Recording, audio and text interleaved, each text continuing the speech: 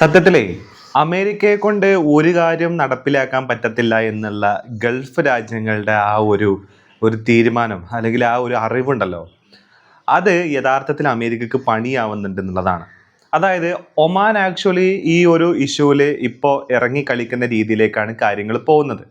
ഇറങ്ങി കളിക്കുക എന്ന് പറഞ്ഞു കഴിഞ്ഞാൽ ഈ ഗൾഫ് രാജ്യങ്ങളുടെ പിന്തുണയോട് കൂടെ ഒമാൻ ഇറാന്റെ മുന്നിൽ ഒരു നിർദ്ദേശം വെച്ചിട്ടുണ്ട് എന്നുള്ളതാണ്.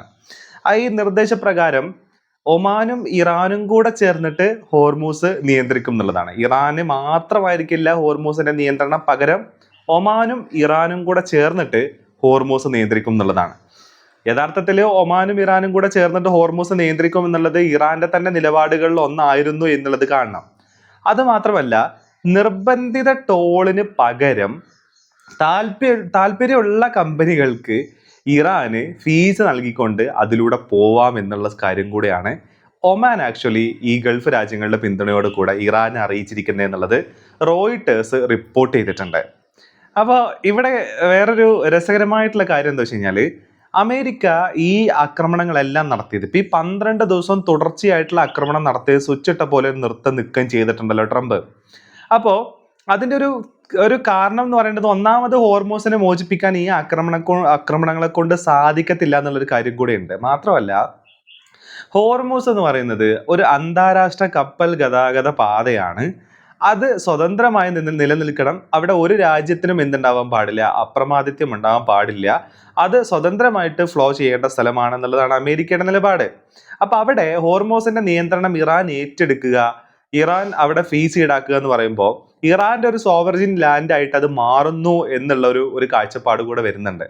അപ്പൊ പിന്നെ ഫിഫ്ത്ത് ഫ്ലീറ്റിന് അതിലൂടെ അങ്ങോട്ടും ഇങ്ങോട്ടും പോകാൻ പറ്റത്തില്ല എന്നുള്ളൊരു പ്രശ്നം കൂടെ വരും. ഇതാണ് മേജർ ആയിട്ടുള്ള കാര്യം എന്നുള്ളത് എല്ലാവർക്കും അറിയാം, ഈ ബഹ്റൈനിൽ കിടക്കുന്ന ഫിഫ്ത്ത് ഫ്ലീറ്റിന്റെ കാര്യം.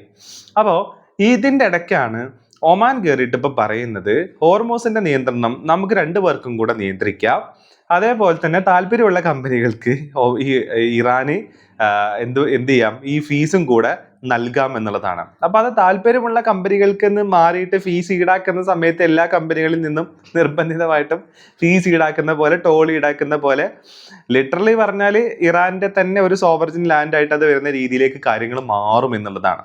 അപ്പൊ ഇറാനെ അംഗീകരിക്കാതെ ആ ഒരു കടലിടുക്കിലൂടെ ലോകത്തിലെ 20% LNG ഒക്കെ പോകുന്ന അല്ലെങ്കിൽ പെട്രോളൊക്കെ പോകുന്ന ഈ കടലിടുക്കിലൂടെ കപ്പലുകൾ ഒഴുകില്ല, അമേരിക്കയുടെ സഹായത്തിന് കാത്തു നിന്ന് കഴിഞ്ഞാൽ പരിപാടി നടക്കില്ല എന്നൊക്കെയുള്ള ആ ഭാഗത്തുള്ള രാജ്യങ്ങളുടെ ആ ഒരു തിരിച്ചറിവിന്റെ ഫലമായിട്ടാണ് ഇങ്ങനെ ഒരു കാര്യം സംഭവിക്കുന്നത് എന്നുള്ളതാണ്. ഇനി ഇതിന്റെ ഒരു ഡീറ്റെയിൽസ് നോക്കുകയാണെന്നുണ്ടെങ്കിൽ അതിന്റെ ഒരു ചുരുക്കം ഞാൻ പറയാം. റോയിട്ടേഴ്സിന്റെ, ഒമാൻ ഗൾഫ് രാജ്യങ്ങളുടെ പിന്തുണയോടെ ഹോർമൂസ് കടലിടുക്ക് സംബന്ധിച്ച് ഇറാൻ ഒരു ഒത്തുതീർപ്പ് നിർദ്ദേശം നൽകി. നിർദ്ദേശപ്രകാരം ഇറാനും ഒമാനും ചേർന്ന് കടലിടുക്കിലെ കപ്പൽ ഗതാഗതം നിയന്ത്രിക്കും. ഇറാന് മാത്രം നിയന്ത്രണം ഉണ്ടായിരിക്കില്ല. ലിറ്ററലി പറഞ്ഞാൽ ഒമാനും കൂടെ കളത്തിൽ ഇറങ്ങുന്നുണ്ടെന്നുണ്ടെങ്കിൽ അത് ഇറാന് തന്നെ ആയിരിക്കും അതിന്റെ കൺട്രോൾ ഉണ്ടാവുക. മാത്രമല്ല, ആ GCCയിലെ ഏതെങ്കിലും രാജ്യമായിട്ട് നല്ല റിലേഷൻഷിപ്പ് ഇറാൻ ഉണ്ട് എന്നുണ്ടെങ്കിൽ അത് ഈ ഒമാനുമായിട്ടാണ് ഉള്ളത് എന്നുള്ളതും കൂടിയാണ്. ഇനി കപ്പലുകളിൽ നിന്ന് നിർബന്ധിത ടോൾ ഈടാക്കാതെ താല്പര്യമുള്ളവർക്ക് മാത്രം, അതായത് സ്വമേധയാ വളണ്ടർലി ഫീസ് നൽകാവുന്ന സംവിധാനം കൊണ്ടുവരാനാണ് നിർദ്ദേശം. അപ്പൊ ലോകത്തോട് പറയുമ്പോൾ ഇറാൻ നിർബന്ധിച്ച് ഫീസ് വാങ്ങുന്നില്ല, ഫീസ് വാങ്ങാതെ കപ്പൽ കടത്തിവിടില്ല എന്ന് പറയുന്ന ഇറാന്റെ നിർദ്ദേശത്തിനും പ്രശ്നമില്ല, ആർക്കും വലിയ പ്രശ്നമൊന്നും ഇല്ലാത്ത രീതിയിൽ അങ്ങ് ഒപ്പിച്ചെടുക്കുക. അതായത് ലിറ്ററലി ഇറാൻ എന്തായാലും ഫീസ് വാങ്ങും എന്നുള്ളത് തന്നെയാണ് ഇതിലൂടെ നമ്മൾ മനസ്സിലാക്കുന്നത്. ഇനി അമേരിക്ക ഈ നിർദ്ദേശത്തെ എതിർക്കുന്നു. ഹോർമൂസ് അന്താരാഷ്ട്ര ജലപാതയായതിനാൽ കപ്പലുകൾക്ക് യാതൊരു ഫീസും നൽകാതെ സ്വതന്ത്രമായി സഞ്ചരിക്കാനാകണമെന്നാണ് അമേരിക്കയുടെ നിലപാട്. അപ്പൊ ഈ അമേരിക്കൻ നിലപാടുണ്ട്. അപ്പോൾ എന്താ സംഭവിക്കുന്നത്, സ്വതന്ത്രമായിട്ട് പോകേണ്ട കപ്പലുകൾക്ക് സ്വതന്ത്രമായിട്ട് പോവാം, കപ്പലുകൾക്ക് ഏതെങ്കിലും അവർ സ്വമേധയാ എന്തെങ്കിലും ഫീസ് നൽകുകയാണെങ്കിൽ നൽകിക്കോട്ടെ, അവരുടെ ഇഷ്ടത്തിന് ഫീസ് നൽകുന്നതിനെ ആർക്കും എതിർക്കാനൊന്നും പറ്റത്തില്ലല്ലോ.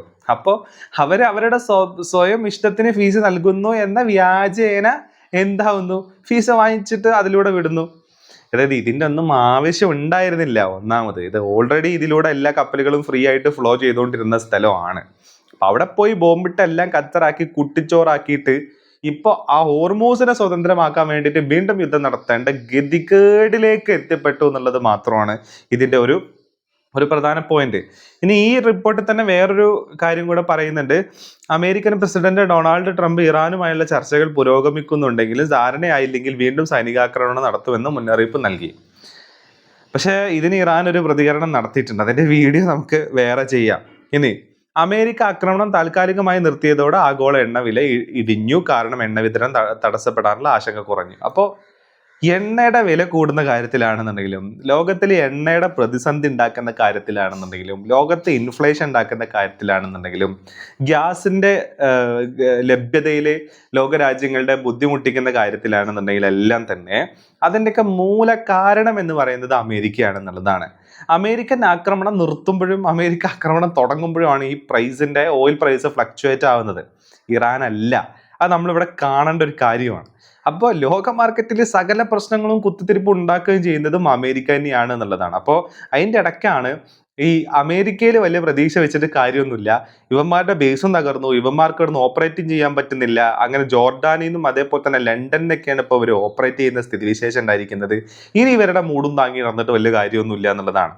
പിന്നെ ഡയറക്റ്റ് ഒരു ടോക്ക് ഇറാനുമായിട്ട് ഇല്ലാത്തത് കൊണ്ട് തന്നെ ഇവരിപ്പോൾ ചെയ്തിരിക്കുന്ന ഒരു പരിപാടി എന്താ വെച്ച് കഴിഞ്ഞാൽ, ഈ ഒമാനുമായിട്ട് കണക്ട് ചെയ്തിട്ട് ഒമാൻ മറ്റു രാജ്യങ്ങളുമായി ചർച്ച ചെയ്ത് അവരുടെ നിർദ്ദേശങ്ങൾ എന്നുള്ള നിലയ്ക്ക് ഈ ഒമാൻ ഇറാനുമായിട്ട് സംസാരിക്കുന്നു. ഇറാന്റെ മുന്നിൽ ഇങ്ങനെ നിർദ്ദേശം വെച്ചിരിക്കുകയാണെന്നുള്ളതാണ്. നമുക്ക് കാണാം ഇതിന്റെ ഒരു ഡെവലപ്മെന്റ്സ് ഇനി അടുത്തതായിട്ട് എങ്ങനെ പോകുന്നു എന്നുള്ളത്. അപ്പോൾ ചുരുക്കി പറഞ്ഞു കഴിഞ്ഞാൽ ഈ ഓർമോസ് എന്ന് പറയുന്നത് ഇറാന്റെ സ്വന്തമാവുന്ന ഒരു സ്ഥിതിവിശേഷത്തിലേക്കാണ് കാര്യങ്ങൾ ഇപ്പോൾ വല്ലാണ്ട് അങ്ങ് അടുത്തുകൊണ്ടിരിക്കുന്നത് എന്നുള്ളതാണ് പറയാനുള്ളത്.